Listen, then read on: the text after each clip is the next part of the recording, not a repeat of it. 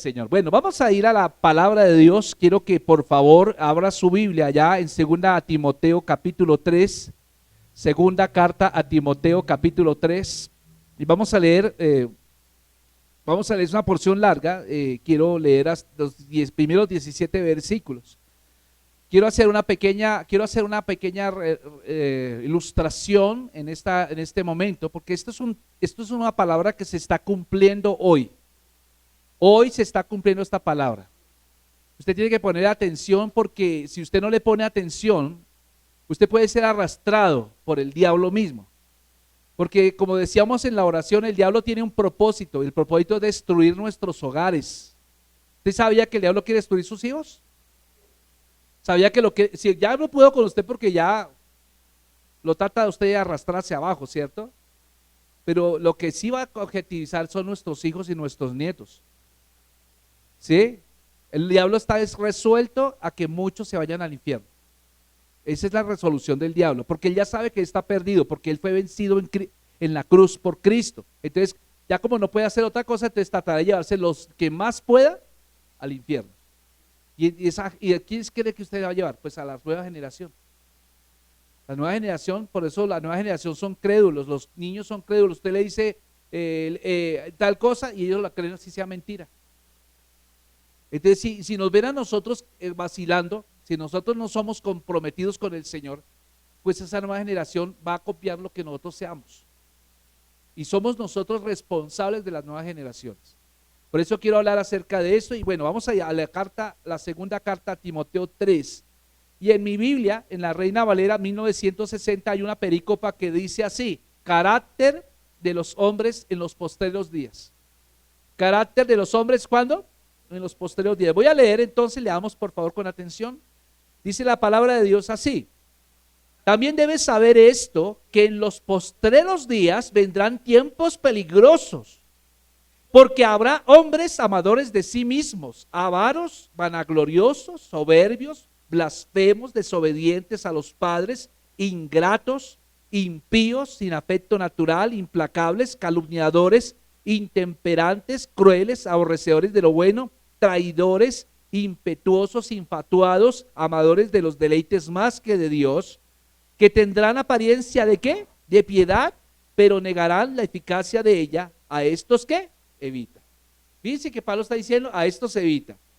Versículo 6: porque de estos son los que se meten en las casas y llevan cautivas a las mujercillas cargadas de pecados, arrastradas por diversas concupiscencias. Estas siempre están aprendiendo y nunca pueden llegar al conocimiento de la verdad.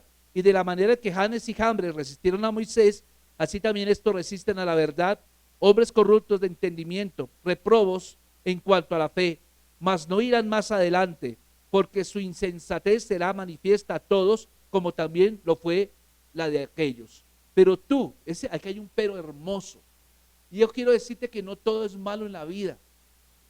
Aquí Pablo está haciendo una descripción de algo malo que está ocurriendo en los tiempos postreros, pero encontramos un pero, y el pero cambia toda la historia. Dice: pero tú has seguido mi doctrina. ¿Qué es lo que hizo Timoteo? Has seguido mi doctrina, conducta, propósito, fe, longanimidad, amor, paciencia, persecuciones, padecimientos, como los que me sobrevinieron en Antioquía, en Iconio, en Listra, persecuciones que he sufrido, y de todas me ha librado el Señor. Y también todos los que quieren vivir piadosamente en Cristo Jesús padecerán persecución, mas los malos hombres y los engañadores irán de mal en peor, engañando y siendo engañados. Pero tú persiste en lo que has aprendido y te persuadiste, sabiendo de quién has aprendido y de que desde la niñez has sabido las sagradas escrituras, las cuales te pueden hacer sabio para la salvación por la fe que es en Cristo Jesús.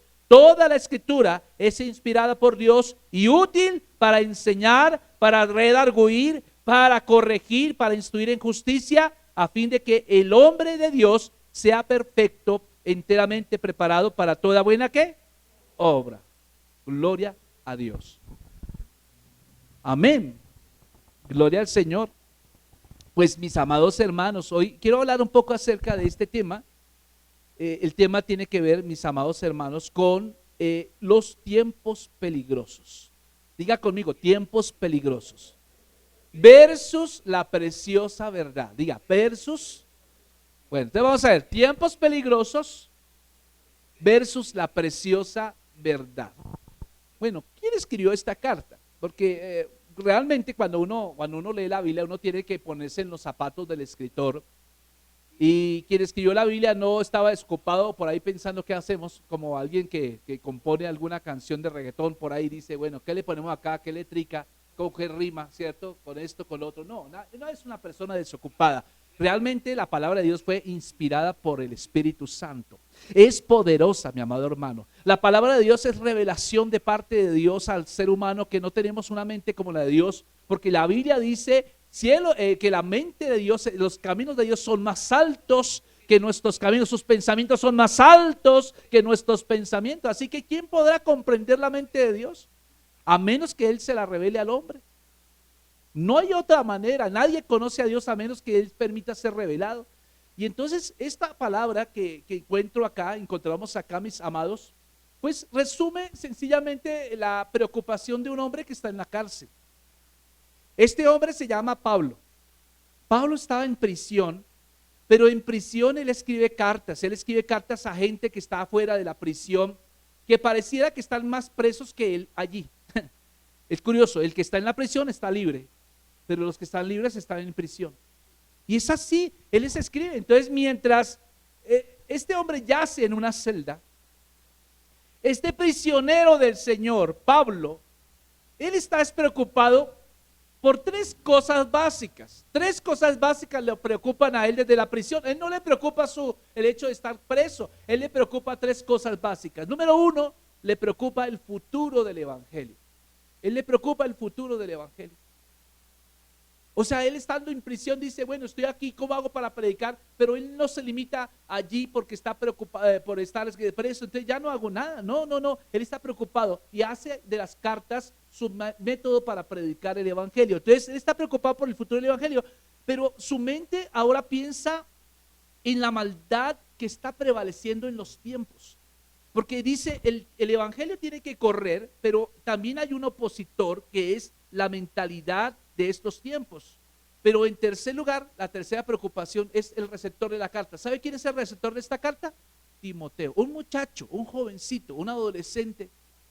Y este hombre, lamentablemente, digámoslo de esta manera, es la tercera preocupación de Pablo. Primero, la preocupación es el futuro del evangelio. Segundo, los tiempos peligrosos que se estamos viviendo. Y en tercer lugar, es la timidez de Timoteo. La timidez de Timoteo. ¿Sabe que Timoteo era bien formado, pero tenía un miedo terrible? Yo no sé si a alguno de ustedes le dijera en este momento, señalo con mi dedo a alguno de ustedes y le digo, venga, por favor, ora conmigo acá, dirige la oración. ¿Usted qué pensaría si yo lo señalara? ¿Cierto? ¿Qué pensaría? ¿Sabe? Ese es el mismo miedo que tenía Timoteo. Ese es el mismo miedo que tenía Timoteo. Y ese era el mismo miedo que Timoteo tenía que trabajar. Porque escuche, tremendo, eso lo hace débil a él. Timoteo es débil por su temor, por su vergüenza, ¿cierto? Y entonces lo que Pablo está queriendo decir, mire, tiempos peligrosos, el futuro del evangelio, pero Timoteo, necesitas hacerte fuerte. Escuche bien esto, porque Pablo, cuando menciona la palabra tiempos peligrosos, está diciendo, Timoteo, tienes que aprender a desarrollar discernimiento en estos tiempos. Por eso cuando usted lee el versículo 1, lea por favor conmigo, dice, también debes saber esto, que en los tiempos postreros, en los postreros días vendrán tiempos ¿qué? Peligrosos. Ahora, esa palabra postrero implicaba que desde que Jesús ascendió al cielo, ya todos los tiempos son postreros. ¿Por qué son postreros? Porque estamos esperando que en cualquier momento Cristo venga. ¿Cuántos esperan la venida de Jesús de verdad? ¿De verdad la anhela? A veces pareciera que no, porque a veces estamos más como metidos en nuestros cuentos, en que no, que vamos a ir allí, que vamos al parque, que vamos a la montaña, que vamos a esto, que vamos al pozo, que vamos a todo, y estamos más como metidos en los negocios de esta vida, que en realidad están expectantes de la venida de Cristo. Yo quiero decirle, va a haber sorpresas cuando venga Jesús. Van a haber sorpresas y a veces pensamos que los que se veían como fuertes, como muy espirituales, son los que de pronto se van a quedar porque nunca recibieron a Cristo, solo que aprendieron las frases correctas, aprendieron las cosas correctas y lo que uno como pastor quiere escuchar. Yo siempre que hablo con algún joven o una persona, él me dice las cosas que yo quiero escuchar y digo, ay, tan bonito este niño, sabe mucha palabra, pero su corazón está completamente alejado de Dios. Y lo dicen los hechos, porque uno ve que hay gente que sabe más Biblia que uno, pero vive una vida completamente al revés.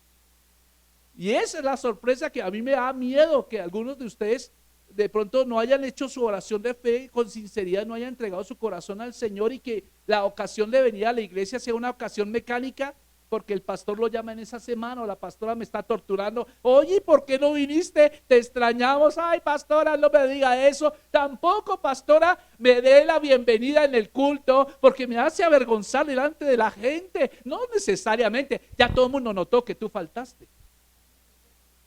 ¿Sí? Yo quiero decirle, mi amado hermano, tiempos peligrosos, tiempos postreros, cualquier momento, en este momento estamos tiempos postreros porque estamos esperando el advenimiento del Señor. Pero luego Pablo usa otra frase, tiempos peligrosos. Esa palabra peligrosos, en el griego original, en el griego original, hacía referencia, mentalmente hablando, a un animal feroz, como si se apareciera aquí un león. Usted no sé cuánto han visto un león en persona. ¿Alguien lo ha visto? ¿Qué tan grandes son? Nomás la cabeza es una cosa así, la cabeza. Y la boca, uno cabe todo, la boca le cabe uno toda la cabeza y la pausa. Dios mío, los dientes son así de largos. Las garras son una cosa enorme, no puedo escribirlo, como, no sé, como esa maleta que está allá, es una mano de esos, y entonces usted imagina un manotón de ese bicho. Ahí lo deja usted como papa frita, ¿cierto? De tajada, ¿cierto? Así. Y entonces palabra peligroso describía a una fiera de estas, se lo encontraba en el camino, Dios mío, y uno se le iba a todo, se corra, ¿cierto? Suba hacia un árbol si era posible, porque venía un león o un tigre o un animal de esos. Eso describía peligroso, o sea, una cosa que le lleva a usted a una crisis emocional impresionante. Pero peligrosos también describía, ¿sabe una cosa? El mar embravecido.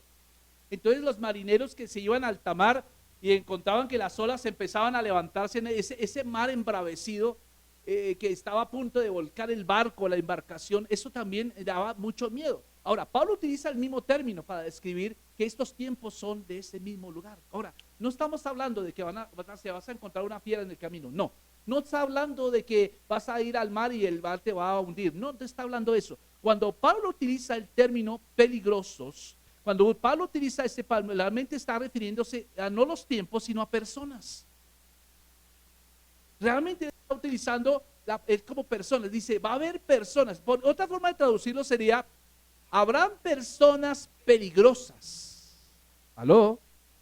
En los tiempos posteriores habrán personas peligrosas, pero Pablo nos está diciendo que debemos juzgar a las personas, no debemos hacerlo, no, Pablo no está diciendo eso, Pablo simplemente está diciendo, tienes que tener cuenta que la gente de los últimos tiempos va a tener dureza de corazón. Vas a tener en cuenta, mi amado hermano, que hay un peligro en este tiempo y que desde la perspectiva de Pablo, no está hablando de ni las guerras, ni del hambre, ni de enfermedades, ni de calamidades, ni de dolencias. No está hablando de esos tiempos peligrosos, está hablando de personas. Gente que fácilmente se hace amiga nuestra, gente que tiene habilidad para hablar, que nos hace sonreír, que usted sintoniza la emisora, a mí me gusta escuchar este programa porque me hace reír, y entonces ese tipo de persona puede utilizar esos métodos que son peligrosos. ¿Para qué? Para atraer incautos hacia sí y apartarlos de la verdad.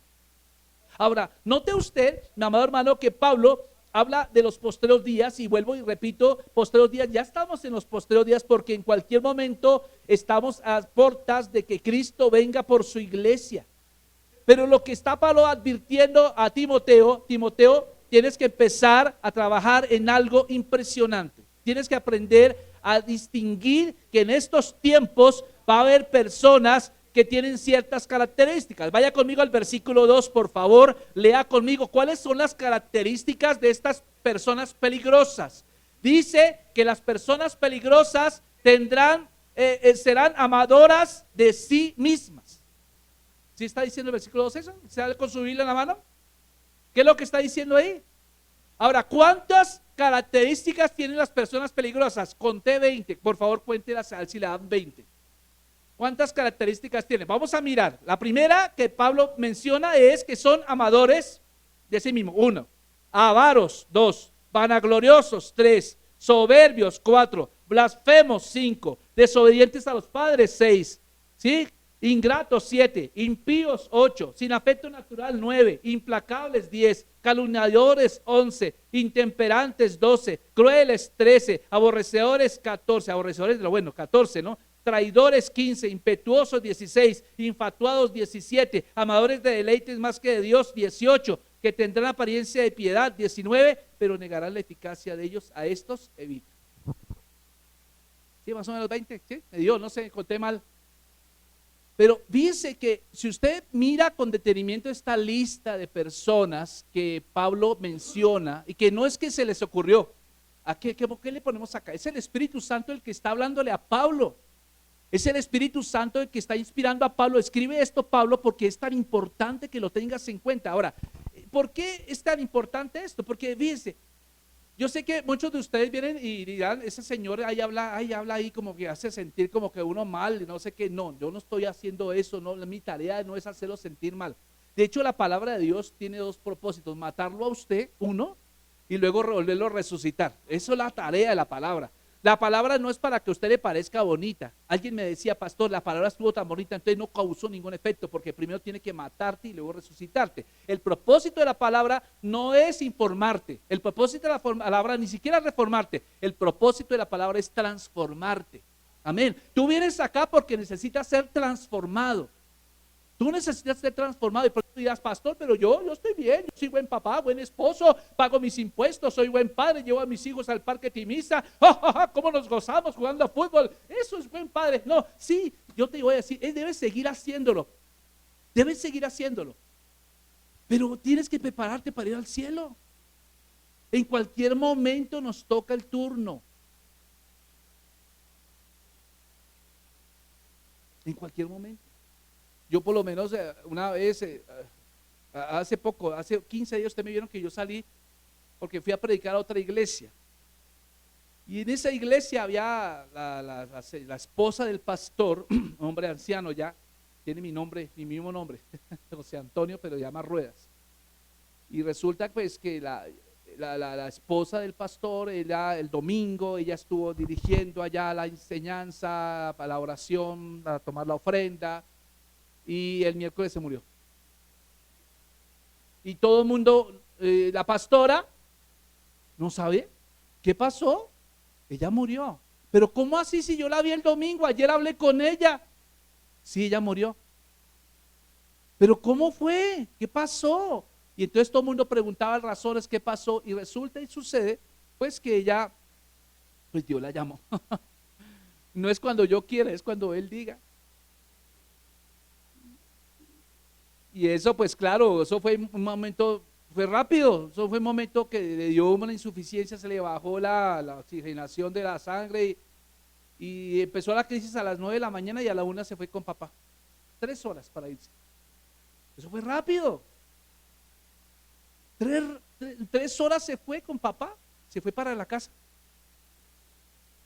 Y nosotros hacemos cuentas, no, es que yo voy a vivir 80 años, yo creo que bueno, si nosotros vivimos 80 años, porque dice el DANE que el estimativo de vida es de 80 años, las mujeres viven más o menos 90 años, entonces bueno, yo como soy hombre, vamos a vivir y disfrutar hasta los 79 años, huepajea y hombre, y el último año me convierto al Señor. ¿Y usted quién dice que le garantiza que llega ahí? ¿Sí? ¿Qué tal que esta noche se vaya? ¿Qué tal que esta noche nos vayamos, hermano? Yo la pregunta que hago siempre, hermanos, ¿usted está preparado para presentarse delante del Señor? Porque la razón por la cual usted viene a la iglesia es prepararse para presentar cuentas delante del Señor. Es para poder entrar con la frente en alto, no es otra. Ahora ya, ustedes quizás son salvos, pues gloria a Dios, ya la salvación no se la quita a nadie, no nos la quita a nadie, pero sí nos pueden quitar los galardones. Habrá gente que quizás vendrá a la iglesia por pura, digamos, por costumbre, pero nunca han entregado su corazón a Cristo. Y en realidad yo te quiero decir algo. La iglesia católica no salva, la iglesia evangélica tampoco salva, los cristianos no salvan. No es la religión la que salva, es Cristo el que salva. De tal manera que aquí nosotros nos pueden llamar evangélicos, protestantes, de esto, lo otro. No, eso no salva. No va a haber una fila de evangélicos acá, los bautistas, los pentecostales y esto. Bueno, por favor, los pentecostales, el número B1. A ver, venga para acá, ta. A ver, ¿usted se portó bien? Bien, bienvenido. No, él no te va a decir eso. ¿Sabe cuál es la única razón por la cual la gente entrará al cielo? Porque habrá gente rechazada en el cielo. Y lo curioso es que la Biblia nos muestra es que no necesariamente van a ser los borrachos, ni van a ser eso, sino es aquellas personas que hayan entregado a Cristo en su vida a Cristo. Son los únicos, porque la Biblia dice en Juan 14:16, yo soy el camino, la verdad y la vida, y nadie viene al Padre sino a través de mí. Jesús fue quien murió en la cruz. No fue Moisés, no fue Abraham, no fue ningún otro de los que admiramos en la Biblia, porque los admiramos y enseñamos sobre ellos porque nos parecen admirables, pero fue Cristo. La sangre que se derramó en la cruz fue la de Cristo. Cristo fue el cordero inmolado por nuestros pecados. Él fue el que ocupó el lugar que nosotros merecíamos ocupar, recibió el castigo, la ira del Padre la recibió Él para que nosotros no la recibiéramos. Él bajó a las profundidades del Seol, del lugar de los muertos, donde hay llama de fuego, y estuvo 3 días allá, pero al tercer día resucitó y dijo, yo resucité para que tú no bajes allá. ¿Y no le parece maravilloso que Él ascendió al cielo? Y en Juan 14 dice, no se asusten, en la casa de mi Padre hay muchas viviendas. Si así no fuera, ya se los habría dicho, pero volveré otra vez a llevarlos para que estén conmigo para siempre.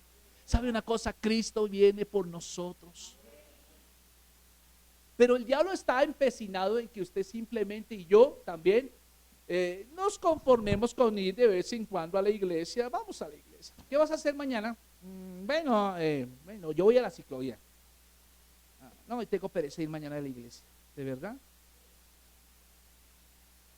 Cuando pierdes tu pasión por las cosas del Señor, hay que evaluar si ya te dejaste impregnar de los tiempos peligrosos. Porque nótate algo aquí interesante. Volvamos al texto, por favor, 2 Timoteo capítulo 3.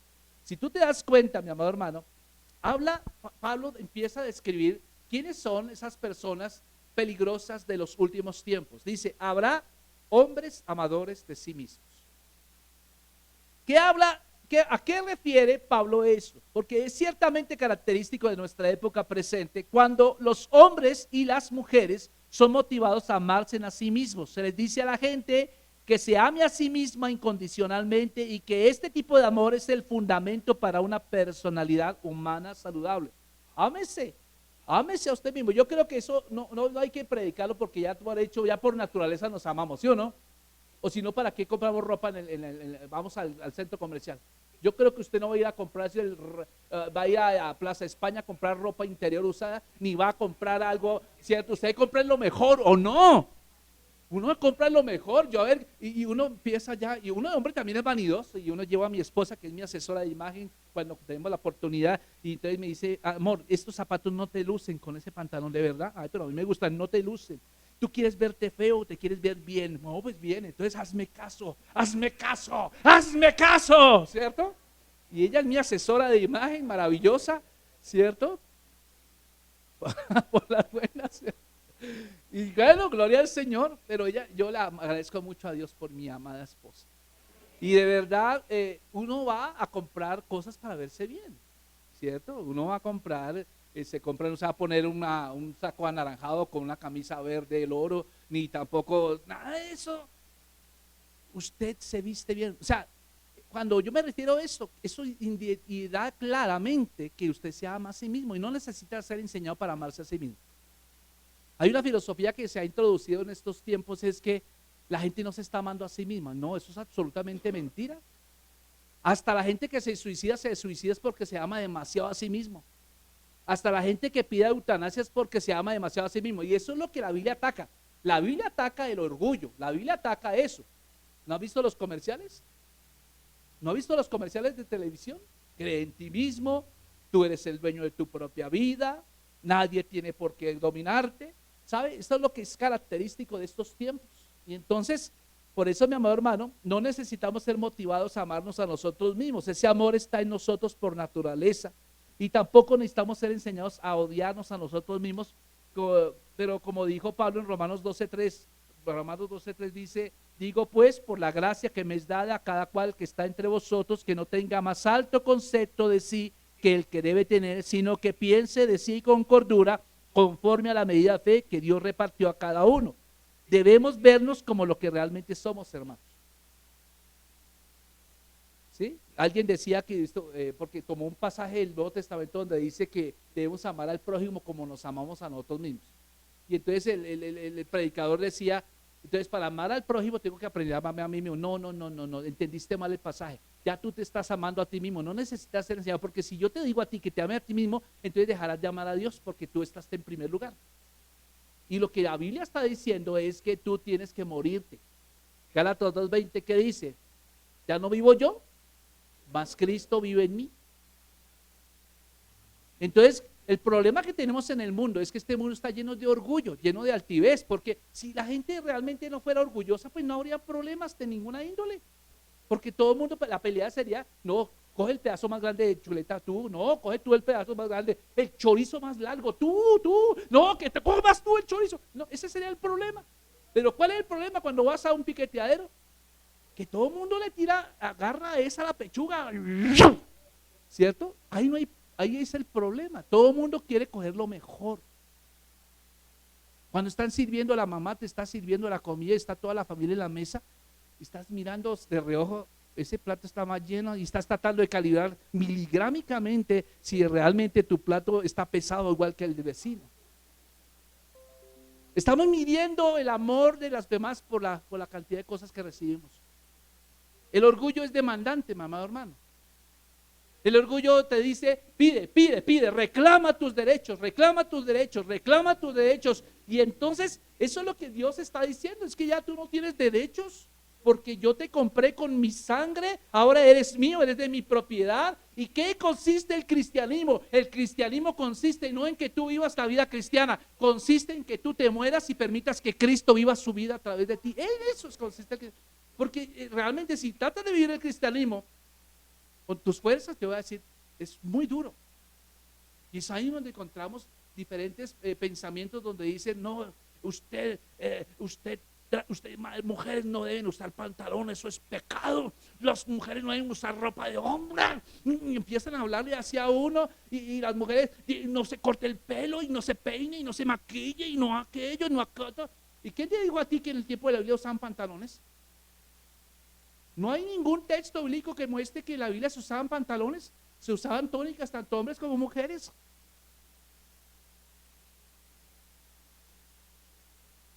¿Se da cuenta? Entonces, mucha gente toma textos bíblicos y los pone fuera de contexto y entonces no, Dios realmente lo que condena es una vestimenta vulgar. Eso es lo que condena. Tú te puedes colocar un pantalón y entre menos apretado mejor. ¿O no? ¿Hay libertad? Hay gente que dice, no debes maquillarte. Yo te digo una cosa, es un pecado no maquillarse. Sí. Entonces fíjese que a veces la gente complica más el evangelio, y el evangelio, lo más simple del mundo, es entregar tu corazón completamente a Él y es permitir que Él viva su vida a través de ti. Es tremendo porque, fíjense, amadores de sí mismos.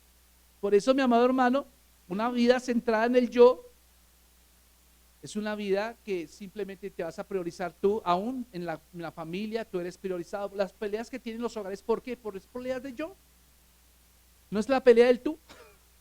Yo siempre hago lo bueno aquí en la casa. Tú eres la que se equivoca o eres el que se equivoca. Peleas de orgullo. Y estamos todos los días peleando con ese orgullo. ¿Qué tenemos que hacer? Llévalo a la cruz, todos los días llévalo a la cruz. Todos los días a levantarte y dile, Señor, pongo mi orgullo delante de ti, porque es que se trata de alborotar, ¿sí o no? Esa chuleta se trata de alborotar otra vez y toca llevarlo a la cruz. Entonces, esa es una lucha diaria. Todos los días debes llevarlo a la cruz y sabe Dios que todos los días tendrás problemas con ello, pero sabe una cosa, Dios se goza cuando tú le entregas ese yo a Él. él se goza y él empieza a bendecir de una manera extraordinaria. Pero vamos a ver que luego sigue hablando de avaricia, luego habla de las personas que, si se da cuenta, hoy en día la gente está procurando es tener y tener más, ¿sí? Quieren tener más y más y más. O sea, no se conforma con un poco. Vea la gente, ¿por qué hay tanto narcotráfico hoy en día? ¿Por qué hay corrupción? Porque la gente no se conforma con lo que tienen, sino que quieren tener más. Yo no sé, hay gente que quiere tener hasta 2000 pares de zapatos, yo no sé si que fuera un 100 pies. Hay gente que quiere tener 3 carros, uno carro para cada semana. Yo no entiendo, ¿para qué? ¿Cuál es la razón de eso? Hay gente que no se conforma con un celular de 600.000 pesos, sino tiene que ser el celular de 8 millones de pesos. Avaricia, avaricia. Fíjense, hay avaricia. ¿Qué más vemos allá? ¿Qué más dice el texto? Dice, hay vanagloriosos que cada momento que están diciendo, yo hice esto, yo construí aquello, ¡ja! Yo llevé a mis hijos, les pagué yo el estudio, yo. Ese es el yo. Y entonces ahí están, ese tipo de personas, están los soberbios, ¿cierto? Soberbios. Están los blasfemos, los que hablan mal de Cristo, los que blasfeman el nombre de Dios, los que dicen chistes de Dios, esos son blasfemos. Los desobedientes a los padres, porque ya antes en mi tiempo se honraba un poquito a los papás. Y lo que dijera papá y mamá, eso era ley, ¿cierto? Hoy los chinos ya le levantan la mano a los padres. Y si el papá por alguna circunstancia le da un chancletazo, inmediatamente lo llevan a prisión. Eso se ve hoy en día. ¿Vea o no? Decía el pastor, un pastor que se llama, se me olvidó el nombre de él, el pastor brasilero, ¿cómo se llama? No, bueno, otro pastor brasilero. Decía que él vive en Estados Unidos y cada vez que él tenía que disciplinar a su hijo, entonces el chino como que se le trataba de alborotar. Entonces él no le cascaba ni le decía nada ahí. Él vivía en California. Simplemente vámonos en carro. Y se pasaba la frontera, pasaba a México y allá sacaba el cinturón y chuc, chuc, chuc, y volvía a pasar la frontera. Porque de otra forma el niño llamaba al 911. Y entonces metían el problema al papá. Porque es que hoy en día, si se da cuenta, el tiempo es peligroso, es que aún ni usted puede disciplinar a sus hijos. Porque hoy estamos viendo una filosofía, una doctrina que está diciendo que nuestros hijos pueden decidir lo que quieran ser, aún sin tener madurez de ninguna índole. Dígame, ¿un niño puede decidir qué sexo tener? ¿Sabe las consecuencias de eso? Una persona, un niño puede saber si yo no sé, lo del aborto, por ejemplo, hoy en día. Los proabortistas, yo no entiendo por qué no los abortaron a ellos. Pero ellos deberían estar agradecidos porque les dieron la oportunidad de vivir, pero ellos sí quieren coartar la vida de alguien que no puede defenderse. La Biblia dice que desde el niño, desde el Salmo 116 dice que del niño, de 132 dice, del niño desde que es formado en el vientre, ya es niño, ya no es un feto, es un niño, ya es una vida, una persona. Ya siente, ya escucha, ya sabe las emociones del papá y la mamá. ¿Quiénes somos nosotros para determinar si nuestros hijos, los niños van a vivir o no? Si a los abortistas les permitieron vivir, ¿por qué ellos no permiten vivir a un niño? Si dieron la oportunidad de vivir. Entonces estamos viendo que el mundo habla de libertades. El mundo habla de ciertas libertades, pero habla de libertinajes. Hay sectores de la sociedad que están diciendo, es que vamos por nuestros derechos. ¿Nuestros derechos? ¿Cuáles derechos? A ver, ¿cuáles derechos se están vulnerando de ti? ¿Tienes dinero? Sí. ¿Puedes expresar tu inclinación sexual libremente? Sí. Entonces, ¿cuál derecho te están vulnerando a ti? Perdón. ¿Cuál es el derecho que te están dando hasta casar? Yo hablo de derechos, por ejemplo, como los indígenas. Derechos como un campesino que no tiene acceso a la educación, que no tiene acceso, y estamos y estamos hablando de derechos de gente que no tiene necesidad de eso, porque tiene más plata que nosotros incluso, manejan los medios de comunicación. Entonces, yo todo lo que estoy hablando aquí es para que usted entienda que estamos viviendo tiempos, ¿qué? Peligrosos. Ahora, ¿qué más peligroso que los canales de televisión que vemos todos los días? Dígame si no hay novela donde no haya un homosexual. Y es el más chistoso de la novela, curiosamente. El que nos hace reír y es muy gracioso y toda la cuestión. Bueno, él puede expresar su personalidad y nadie le dice nada. Pero una cosa diferente es que impongan a nuestros niños eso y que no permitan educar, que nosotros eduquemos a nuestros niños. Esos son tiempos peligrosos. Así que los tiempos peligrosos no son terremotos, no es que llovió o hizo sol, sino son personas, son filosofías que se meten. Ya entre eso, mi amado hermano, como iglesia nosotros tenemos que tomar una posición. No es que vayamos a cerrar la 1 de mayo y vamos a tirar piedra y rayar paredes, no. Sentar una posición, mi amado hermano, es que desde la casa tú enseñas a tus hijos a amar a Dios. Y tú le enseñas a amar a Dios con tu ejemplo primeramente. Tú le enseñas a amar a Dios con tu ejemplo. Algo que me llama atención aquí en nuestro jardín es que los maestros tienen defectos, no son perfectos. Los asesores pedagógicos también no son perfectos, pero aman a Dios. Y nunca, nunca pensarán en hacerle un mal a un niño. Al contrario, a los niños se les educa. Usted sabe que Diego y Brenda son psicólogos. Y aquí no han entrado muchos niños con este problema de berrinches, de comer pataletas y todo. Y con el paso del tiempo ellos ya son tranquilos. Aman de venir al colegio. Y no es porque lo cojan allá chancleta o algo así, o lo amarren contra la pared, o le pongan una moneda aquí en la nariz, como en mi tiempo, cuando usted se portaba mal en el salón, y le colocaban una moneda allá, pégase la nariz allá, y yo la deja caer. Y 2 horas ahí pegado la nariz allá, por eso es que tengo mi nariz tan larga. Gloria al Señor. En el tiempo de uno, si usted se salía del salón, ustedes lo cogían al patio y entonces en cuclillas le daban 3 vueltas al patio en cuclillas. Las manos arriba con 2 ladrillos así. Cuidadito, y uno era, cuidadito, ¿qué está haciendo? Levante la mano. Tiempos han cambiado. Claro que esos tiempos eso ya me parece extremo, pero aquí estamos, yo estoy bien, hermano, gloria a Dios, no estoy loco. Usted tampoco está loco. ¿Quiénes vivieron esa época? Cuando la mamá lo cogía y le ponía el pie en la cabeza y le daba rejo, quieto, quieto, ¿cierto? Eso era así, a uno no le pegaban con cinturón ni con chancleta, le pegaban con lo primero que encontraba, era una cadena, si encontraba una de esos de trancar la puerta, también se lo tiraba, cualquier cosa. Y aquí estamos. No estoy en contra, porque mi hija es psicóloga y mi yerno es psicólogo y no estoy diciendo que la psicología no sirve, sí sirve. Pero lo que estoy hablando es, empiece a meditar que estamos en tiempos peligrosos. Ahora, ¿qué voy con esto? Voy con esto que el consejo de Pablo a Timoteo era, 1, elige bien con quién vas a estar. Porque él termina diciendo, mire el versículo, por favor, lea conmigo el versículo 5. ¿Qué dice?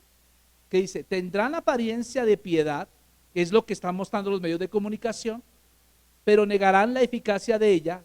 A estos que debe hacer el cristiano, evita. O sea, usted no tiene por qué intimar con esa gente. Ah, pero pastor, yo trabajo en una empresa secular y a mí me toca hablar con un compañero de puesto. Pues hable con él, pero no intime con él. ¿Qué es intimar con una persona de estas? Es una persona que usted ve que tiene una de estas 20 características o las tiene todas. Un cristiano tiene que buscar esas amistades cristianas. Un cristiano tiene que hablar el lenguaje de Dios. Desde luego, usted le hablará a esa persona de Cristo, usted lo tratará de evangelizar, usted le tratará de hablar de Cristo, y si acepta a Cristo, gloria a Dios, ya tiene un compañero con quien hablar en el trabajo. Pero por si alguna situación esa persona es intemperante, orgullosa, fatua, toda esa cuestión, y no acepta, usted evita la amistad íntima con ellos. Solamente limítese a cuestiones laborales, no más. Porque tampoco el Señor nos está diciendo que nos aislemos del mundo. Porque Juan en 17, Juan capítulo 17, Jesús hace la oración, le dice al Señor, al Padre, Padre, ellos están en el mundo, pero no son del mundo como tampoco yo soy del mundo. Guárdalos. Entonces, tiempos peligrosos son personas que tienen estas características. Y luego termina diciendo, y no, para ya finalizar, quiero decirle que Pablo le dice en el versículo 10, pero tú has seguido mi doctrina. ¿Hay alguna persona aquí que le quiero decir que Timoteo era diferente al mundo? Y Pablo por eso fijó sus ojos en Timoteo. Yo quiero decirle, si usted quiere que Dios fije sus ojos en usted para bendecirlo, usted tiene que evitar eso y seguir la doctrina de Cristo. Y dice allí, versículo 10, dice, pero tú has seguido mi doctrina. ¿Qué más siguió Timoteo en Pablo? La conducta. O sea que Timoteo pudo ver el ejemplo en Timoteo. Timoteo pudo ver el ejemplo en Pablo. El propósito. Pablo tenía propósito. Timoteo pudo ver en Pablo fe. Timoteo pudo ver en Pablo longanimidad, o sea, paciencia, si vemos como resiliencia. Pudo ver en él amor. Pudo ver en paciencia. Fue testigo de persecuciones en Pablo. Fue testigo de padecimientos en Pablo, ¿cierto? Cuando Pablo estuvo en Antioquía, en Iconio, en Listra, ¿se acuerda que ahí lo apedrearon? Lea por favor Hechos 16. Y usted va a ver que a Pablo lo apedrearon y literalmente murió. Porque el apedreamiento no era con la piedrita que usted tira a la ventana para que le abran, no. Eran unos ladrillos, una cosa así, que la gente le tocaba entre dos levantar una piedra y entre los dos, y a la persona que estaba en el piso tirársela, y eran varios que le tiraban. Una sola pedrada de esa lo dejaba matado, lo dejaba muerto ya. A Pablo lo apedrearon de esa manera. Timoteo fue testigo de ese apedreamiento. Él murió porque luego en 2 Corintios más adelante, Pablo en tercera persona dice, conozco un hombre, no sé su nombre, pero ese hombre fue llevado al tercer cielo. ¿Qué quiere decir? Que el hombre se murió y se fue al cielo. Solo que en el tercer cielo dijo, papito, todavía no es tu tiempo, devuelve. Se devolvió, el espíritu volvió al cuerpo, se levantó, así todo chueco como estaba, torcido, lleno de sangre, y volvió a entrar a Listra a predicar. Por eso encontramos a un Pablo en Filipenses capítulo 3, dice, para mí el morir es ganancia, pero vivir es mejor. Gloria a Dios. Vivir es Cristo. Amén. Y entonces vemos acá cómo Pablo le enseña a Timoteo su ejemplo, cómo vemos allá persecuciones que sufrió, ¿cierto? Y de todas las libró el Señor. Y luego el versículo 12 dice, todos los que quieren vivir piadosamente en Cristo Jesús padecerán persecución. Padecerán persecución. Tal vez usted esté acá y de pronto usted ya perdió la herencia por serse cristiano. Si uno y usted está preocupado y ahora van a repartir la herencia entre mis 20 hermanos y aquí me queda a mí. Pues no importa, porque su herencia es mejor que la herencia del hombre. Ahora dice, luego sigue diciendo el versículo 13, mas los malos hombres y los engañadores irán de mal en peor engañando y siendo engañados. ¿Qué lo significa? Que los tiempos peligrosos irán aumentando. O sea, esto no va a mejorar. Le estoy diciendo que no va a mejorar, hermano. Esto va a ser peor. Entonces, ¿qué va a hacer usted? ¿Qué vamos a hacer? ¿Nos dejamos arrastrar entonces por el mundo? Dios va a venir por una iglesia leal y fiel. Y luego, ¿sabe cuál es la razón para poderse mantener firme? Esta. Luego Pablo dice allá en el versículo 15. Dice versículo 14, pero persiste tú en lo que has aprendido y te persuadiste sabiendo de quién has aprendido y que desde la niñez has sabido las ¿qué? Sagradas Escrituras. ¿Qué es lo que nos hace libres? Las Sagradas Escrituras. Y luego dice, los cuales te pueden hacer sabio para la salvación por la fe que es en Cristo Jesús. Lea conmigo, toda la Escritura es inspirada por Dios y útil para enseñar, para redarguir, para corregir, para instruir en justicia, a fin de que el hombre de Dios sea perfecto, enteramente preparado para toda buena obra. ¿Qué es lo que nos hace diferentes? Esto. Pero no es tener la biblioteca llena de Biblias, no, esto tiene que pasar acá. Esto tiene que estar acá en tu boca. Amén. Ahí es donde causa efecto. Entonces, ¿qué vamos a hacer, hermanos? Usted como padre de familia, como mamá de familia, usted va a hacer que esto sea lo más importante en su dieta diaria. Usted no debe permitirse pasar un solo día sin leer por lo menos un capítulo de la Biblia. No se conforme con solo venir aquí a la iglesia y al medio traemos la Biblia y la dejamos ahí guardada hasta el otro domingo. No, todos los días la Biblia debe estar en el lugar más asequible de la casa. La mesa tal vez, ¿cierto? El comedor. Pero ahora como nadie come en el comedor, cada uno come en el cuarto, otro come por allá, en la cocina, otro allá, y todos saben con el celular como robot, ¿cierto? ¿Cierto? No, pues va a colocar orden en la casa. Pues vamos a colocar orden en la casa. Todos a partir de la fecha vamos a comer en la mesa.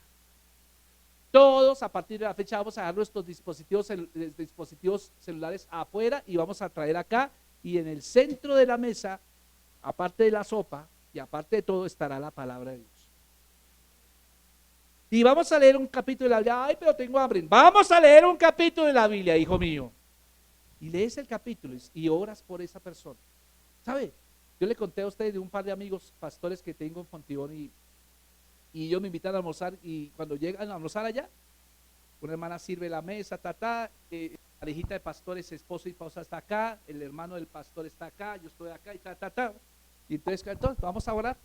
Dale gracias al Señor. Entonces, alguien da gracias al Señor y bueno, me dieron el privilegio a mí, Señor, gracias por estos alimentos, gracias por ese privilegio tan lindo que nos das de la vida, por estas personas que tú les das provisión, por la persona que elaboró estos alimentos. Gracias, Señor, bendícelos de una manera especial en nombre de Jesús. Amén. Y cuando dije amén, entonces el par de esposos se dieron un beso. Buen provecho, amor, buen provecho, amor. Y se dijeron y comimos y cenamos y bueno, comimos bien chévere. Y al final de la comida, ¿sabes qué hicieron? Una pequeña oración. Gracias, Señor, estaba muy rico en el nombre de Jesús. Y yo cito otra vez.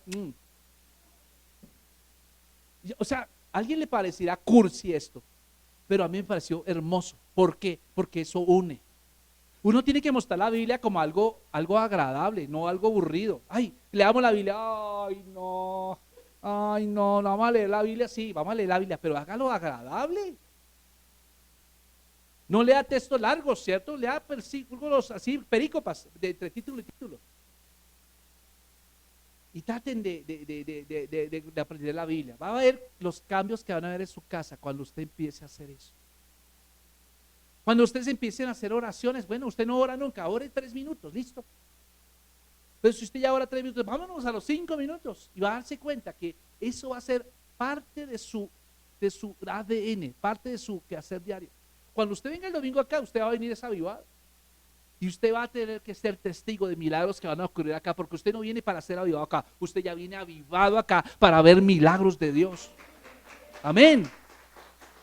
Hagamos eso. Estamos en tiempos peligrosos. En los países de la cortina de hierro, donde son comunistas, no permiten que esto se haga.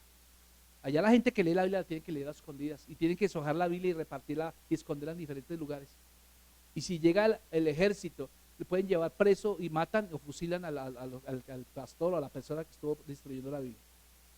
Allá no tienen libertad de hacer eso, pero tienen más fe que nosotros. Nosotros tenemos aquí todas las libertades para abrir la Biblia, leerla, para predicarla, pero no lo hacemos. Mi amado hermano, este es el tiempo para hablar de Cristo. Hablemos en nuestro Jerusalén, que es nuestra familia. ¿Cuántos lo van a hacer?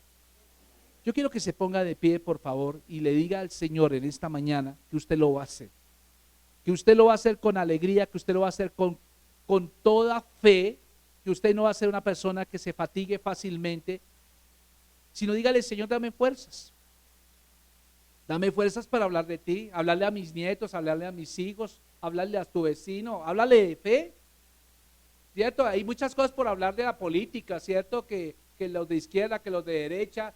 Esa conversación no te contribuye a ti a nada. Habla de Cristo. Tu lenguaje debe ser de Cristo.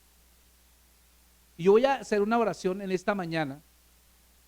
Si alguien aquí quiere que Jesús sea su Señor, que quiere que sea su dueño y quiere entregarle su corazón al Señor, voy a hacer esta oración para guiarlo a usted, a que entregue su corazón a Cristo, si no lo ha hecho hasta ahora. ¿Y por qué hago esto? Porque hoy puede ser el último día de su vida. Y la única manera de llegar al cielo es reconociendo a Cristo como nuestro Señor y Salvador. después de que haya reconocido a Cristo como su Señor, tendremos que pedirle al Señor que nos dé la sabiduría para vivir esta vida. Y Dios te la va a dar. Eso no quiere decir que no tenga luchas. Vamos a tener luchas,